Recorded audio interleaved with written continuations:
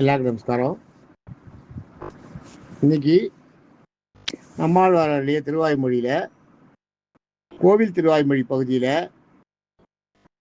9வது நூறில் 10வது பதிகத்தில் 8வது பாட்டு. அது பிரபந்த சீரியல் நம்பர் 3663. பாட்டை சொல்கிறேன், கேட்டுங்க. அடியனாகும் தனதால் அடைந்தார்க்கெல்லாம் பிணியும் சாரா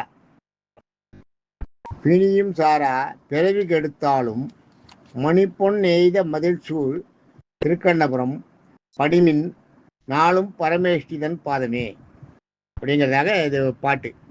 அணியன் ஆகும் தனது தாள் அடைந்தார்க்கெல்லாம் பிணியும் சாரா பிறவி கெடுத்து ஆளும் மணிப்பொன் வேய்ந்த மதிழ்சூழ் திருக்கண்ணபுரம்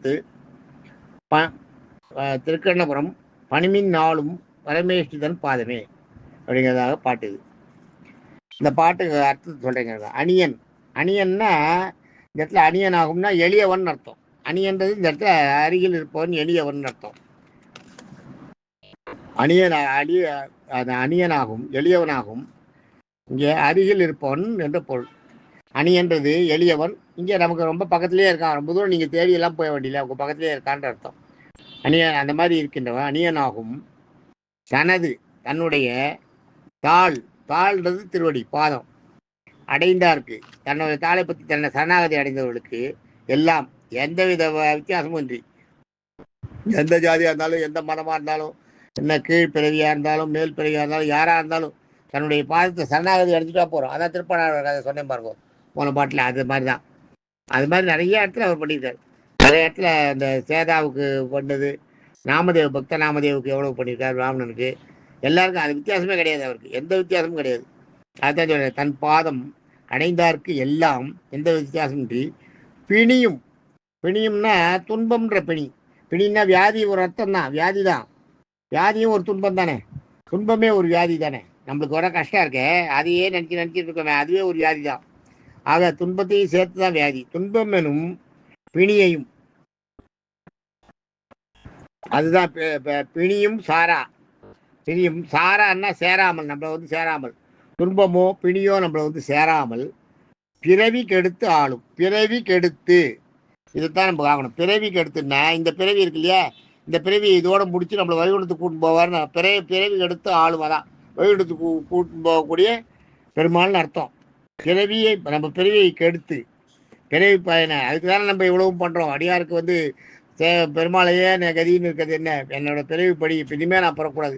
ஜீவாத்மாவை பெருமாள் பூமிக்கு அனுப்பும்போது, பிறவிக்கு அனுப்பும்போது வேண்டான்னு கெஞ்சுமா, ஐயோ என்னை அனுப்பாத, எனக்கு வேண்டாம், நான் போக மாட்டேன்னு அழுமா ஜீவாத்மா. எனக்கு வேண்டாம், எனக்கு இந்த பூலோக மாயையே வேண்டான்னு அழுமா. இங்கே வந்த அப்புறம் தான் அந்த மாயையில் மாட்டிட்டு வைகுண்டத்தை மறந்துடுறது, தான் வந்த இடத்த மறந்துடுறது, இங்கே இது பண்ணிட்டு இருக்குது. ஆனால் அது வரைக்கும் அந்த ஜீவனை அனுப்பும்போது, பெருமாள் இங்கே பூமிக்கு அனுப்பும்போது வேண்டாம் எனக்கு இந்த பிறவி வேண்டான்னு ரொம்ப அழுமா, கெஞ்சுமா பெருமாள்கிட்ட. நான் போக மாட்டேன்னுமா, அடம் பிடிக்குமா. பெருமாள் கழுத்தை பிடிச்சி தள்ளுவாராம், நீ போய் இதை அனுபவிச்சு தான் ஆகணும், அப்போ தான் உனக்கு அந்த பிணி, உன்னுடைய பிறவி, உன்னுடைய பிணைகள்லாம் அங்கே அறுந்து போகும், தீரும், நீ போய் இருந்துதான் பூமியில் போய் பிறந்து தான் ஆகணும்ட்டு தள்ளி விடுவாராம் பிடிச்சி. அந்த மாதிரி அணியாகும் தனதால் அடைந்தார்க்கெல்லாம், தனது காலை பற்றியவர்களுக்கெல்லாம் பிணிசாரா பிறவி கெடுத்தாலும், அந்த மாதிரி பிறவி பலன் இருக்கே, அந்த பிறவியே இல்லாத பண்ணுவாராம். பிறவிக்கு எடுத்து ஆளும். நம்ம செய்த பாவம், நம்ம எவ்வளோ பாவம் செய்யணுமோ அவ்வளோ பாவத்துக்கு நம்ம பிறவி எடுக்கணும். நம்ம பிறவி எடுத்து நம்ம தான் அதை தீத்தாகணும், வேற வழியே கிடையாது. உங்களுக்கு இந்த இது இருக்கே, பாவம் இருக்கே, வினை சஞ்சய வினைன்னு அது பேர். சஞ்சய வினையை தீக்கிறதுக்கு இந்த பூலோகத்தில் நீங்கள் அது பண்ணிதான் ஆகணும், வேற வழியே கிடையாது.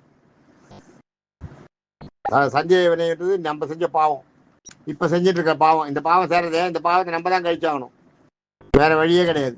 அதுதான் சொல்றாதீங்க. அந்த சஞ்சய வினையை தீக்கிறதுக்கு அந்த சஞ்சய வினையெல்லாம் தீர்த்து அது வேற பெருமாள் பிறகு யாரை என்ன பண்ண, நீங்க பெருமாள் பாதத்தை பிடிச்சான்னு சொல்லுவார். அந்த கடைசியில் சொல்றாரு பாருங்க, பிணியும் சாரா பிறவி கெடுத்து, நம்மளோட பிறவி பணியை கெடுத்து ஆளும் மணிப்பொன் எய்தன் இருக்கும், ஏய்தான் இருக்கணும் அந்த இடத்துல. அது செய்யுளுக்காக ஏய்தான் போட்டிருக்காரு.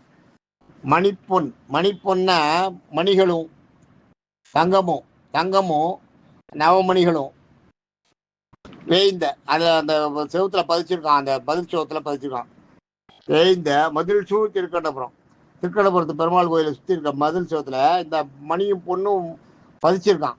இதுவும் வந்து உயர்நெறிச்சி அணி தான். இந்த திருக்கண்டபுரத்து மதில் செவத்தை சொல்லும் போதெல்லாம் உயர்நெறிச்சி அணி தான் சொல்றாரு அவர். அதான் மணிப்பொன் எய்ந்த மதில் சூழ், யாராலும் தங்கத்தையும் நவமணிகளில் வைரத்தையும் வைடூரியத்தையும் கொண்டு போய் கல் செவத்துல புதைப்பாளா வச்சிருந்தான்னு அவர் சொல்றாரு அந்த காலத்துல.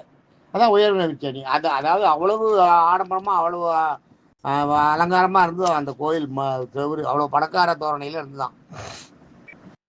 மணிப்பொன் எய்ந்த பதில் சூழ் திருக்கண்டபுரம் பனிமின், அந்த திருக்கண்டபுரத்தில் இருக்க அந்த பெருமாளை, சௌராஜ பெருமாளை பனிமின், அந்த எளியவனை அந்த வாய்ப்பா இருக்க அந்த பெருமாளை பணிந்து தொழுதால் பணிமின் நாளும் பரமேஷ்டி தன் பாதமே.